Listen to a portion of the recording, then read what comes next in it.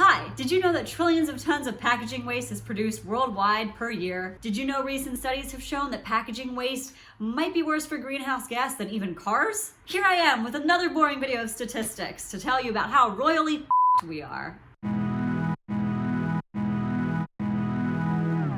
My name is Nicole and I am the small business owner of Conjure Jewelry, and today I'm going to be talking about eco-friendly packaging solutions. So a little background on my business, even though I've already kind of discussed this in other videos, let's be redundant, shall we? So I had the brilliant idea of launching a jewelry shop on Etsy right when the pandemic started in 2020. And then a few months later, I realized that my business practices were not aligned with who I am as a person and what I want to accomplish living a sustainable lifestyle. So I switched everything and rebranded. So not the best business model, but here I am. So I'm just gonna go with it. Yeah. So I'm going to be showing you what I used in terms of packaging before and what I use now in this video. It was such a daunting, terrifying, overwhelming task to switch over a small business to sustainable methods. It's hard enough to live that way as an individual, let alone a small business. So I wanted to create these videos as a resource for others who might want to switch over or who are just interested in this whole subject. While it is very overwhelming, like I mentioned, it is completely doable, and more of us Etsy shop owners and just people in general should be doing this because, you know, like the end of the world and stuff.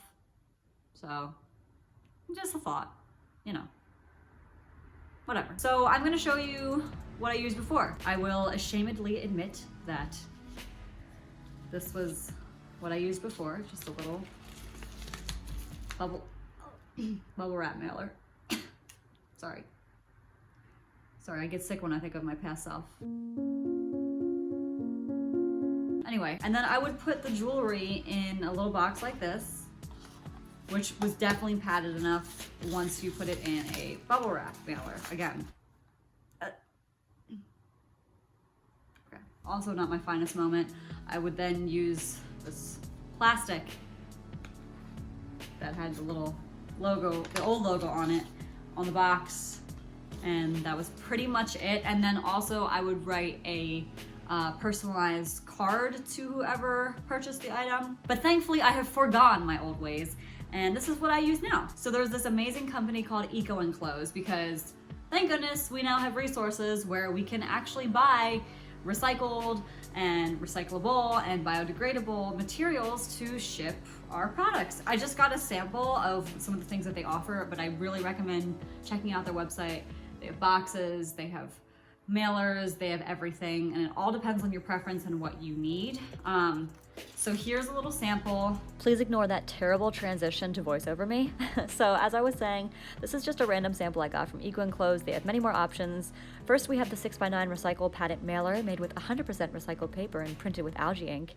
They're pretty durable, and the size works for most of my orders because my jewelry is fairly small, so this is pretty much what I use.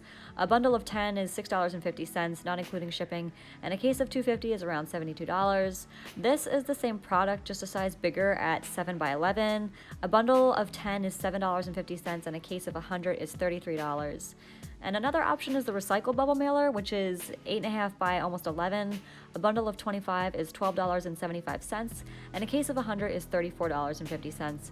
I decided to use the padded mailers because they are both recyclable and biodegradable, and I wanted customers to have that option. Overall, these are great products, and I'm literally spending around the same I used to for packaging, so there's just no reason to not switch to eco-friendly.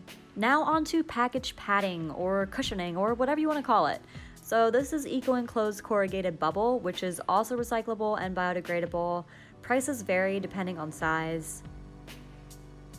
This recycled shredded paper isn't from EcoEnclose, but it's just an example of one of the many options out there. Also, what is this thumbs up thing I keep doing at the end of each video? Like, am I 5? I mean, no offense to all the 5-year-olds out there. Like, honestly, your generation is probably going to be the one to save the planet, so you guys are pretty sick. And moving right along. So the only other thing I use for packaging are these recycled cardboard jewelry card holders, which I'm going to show you how to make in a little bit. I know it ain't nothing fancy, and some of you might be judging like, "You're tacky and I hate you."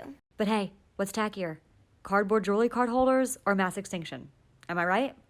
So I'm going to show you an easy, economical, and eco-friendly way to make cute little jewelry card holders. So you will need a box or some kind of cardboard, a stamp. I got this one custom made with my logo on it from an Etsy seller. and some kind of tool to make holes in. You can use a hole puncher. As you can see, I'm cheap. And scissors. And cue cardboard cutting montage. Alright, so this is pretty self-explanatory. You're just going to take your box or your piece of cardboard and you're going to cut it into rectangular shapes.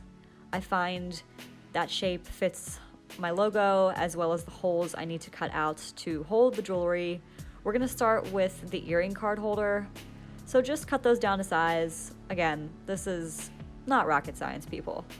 As you can see, just kind of eye it up and make sure you trim off any unnecessary edges. I am terrible at cutting in a straight line, so I should not be the one giving this tutorial, but here we are. And if you're confused as to how this cardboard magically has 2 lines in it now, it's because I forgot to add in one of the videos. So you're just going to cut 2 lines, and then you're going to add 2 holes on top of those lines. Moving on to the stamp. Again, it's a stamp, it stamps, there's ink.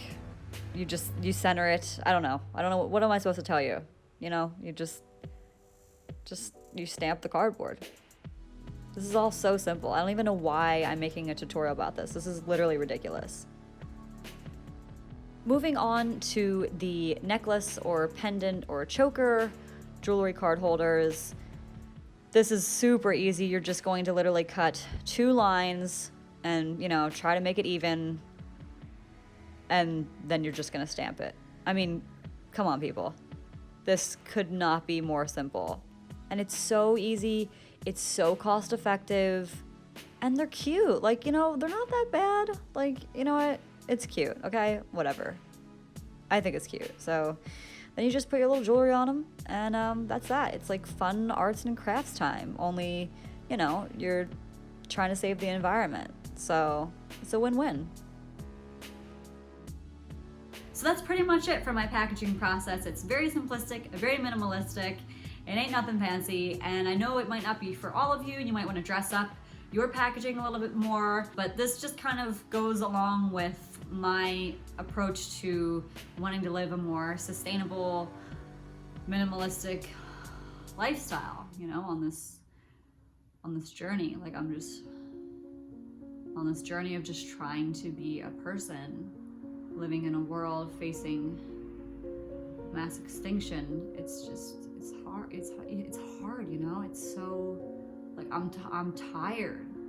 I'm so tired, and I just want a salad, but like I just want a salad, but then I go to Trader Joe's to get a salad and it's all in plastic. There's just so much plastic. Like, what are we supposed to do? Everything is in plastic. So I must keep cutting the cardboard. There's just no other way. I must keep cutting the cardboard. I must. Anyway.